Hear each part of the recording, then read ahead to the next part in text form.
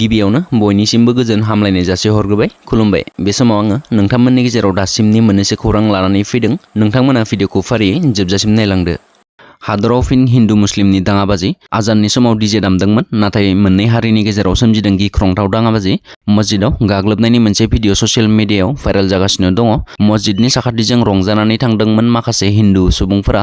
दुर्गा फुजानि बासानिनि समाव लामायाव डीजे दामनानै मुर्तिखौ दैमायाव फोजावहरनो लोब लोब हिन्दु सुबुंफोरा थांदोंमोन, नाथाय मस्जिदाव आजान होनायनि सम जानायखाय मुस्लिम सुबुंफोरा डीजेआव गान दामनाय भलिउमखौ खम खालामनो खावलायदोंमोन आरो बिनि गेजेरावनो हरखाब गिख्रंथाव दाङाबाजि थासारि सोमजियो। मोननै धोरोमनि गेजेराव गिख्रंथाव गाग्लोबनायनि थासारि सोमजियो। बे गिख्रंथाव जाथायानो जादों उत्तर प्रदेशनि सुल्तानपुराव। जोबोद दुखुनांथाव खौरां। मैदेरखौ गिनानै न' बां गारनानै खारनांदों थागिबि सुबुंफोरा। बाक्सा जिल्ला भारत भुटान सिमा ओनसोलनि रायजो राजाफोरा मैदेरखौ गिनानै जिउ आरो सम्पतिनि रैखाथि नागिरनानै गुबुन जायगायाव खारनो गोनां जादों।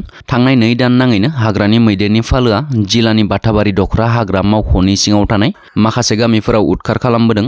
मैदेरनि फालोआ गामिफोराव हाबनानै सानफ्रोमबो न' बां सिफायनायजों लोगोसे आबादफोरखौबो खहा खालामबोदों, जायनि जाहोनाव जिउनि रैखाथि नागिरनानै रैखाथि गोनां जायगायाव खारनो गोनां जादों सीमा ओनसोलनि थागिबिफोरा। बङाइगावनि गरायमारि राजा लामानि साखाथियाव थानाय माजेवाला भौदा खलसा हटेलाव थांनाय हरनि समाव साथाम कासमारा हटेलनि बिगोमा सुरमित सिं आरो बिथांनिनो आंगो बिसिनि सायाव गाग्लोबो। बे जाथायनि खौरां मोननानै गरायमारि दखरा आमसुनि सोद्रोमाफोरजों लोगोसे जायगानि सुबुंफोरा हटेलाव नुजाथि होयो। जाथायजों लोब्बा थानाय सिकिमुद्दिन आरो जावेद आलीखौ हमनो मोनो आरो गेरुकाबारि पुलिसाबो नुजाथि हैनानै जोखोम जानाय हटेलनि बिगोमा आरो बिसिखौ देहा फाहामसालिसिम दैथायहरो। दासिम बे जाथायजों लोब्बा थानाय सिकिमुद्दिन आरो जावेद आलीखौ बङाइगाव पुलिसा एरेस्ट खालामबाय।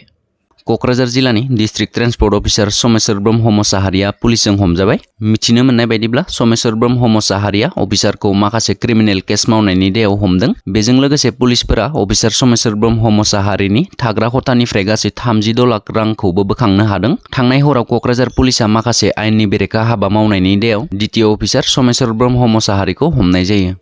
सोमोनांथाव। भारतनि हादरगिरि द्रौपदी मुर्मुनि सावगारिखौ गुवाहाटी नोगोराव उल्था खालामनानै दोननाय नुनो मोन्दों आरो बेफोरबायदि उल्था खालामनानै सोर दोनखो दासिमाव मोनथिनो मोननाय जाथ'वाखै। आसाम पुलिसा बेनि सायाव मा राहा लागोन बेखौ जों समावसो नुनो मोनसिगोन। ISPL गेलेनाय बादायलायनाय सोलिफुबाय थानाय समावनो मोनसे मुगैथाव जाथाय सोमजिदों।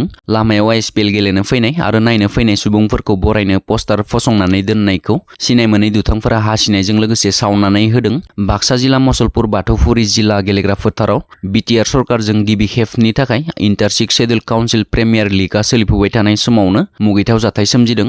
मसलपुरनिफ्राय बाथौफुरि गेलेग्रा फोथारसिम फैनाय लामायाव फसंनानै दोननाय पस्टारफोरखौ सिनाय मोनै दुथांफोरा हासिनायजों लोगोसे सावनानै सिलिंखार खालामदों। नाथाय बेबायदि मुगैथाव जाथायखौ सोर खालामनानै गालांखो दासिमाव जेबो मोनथिना मोननाय जाथ'वाखै।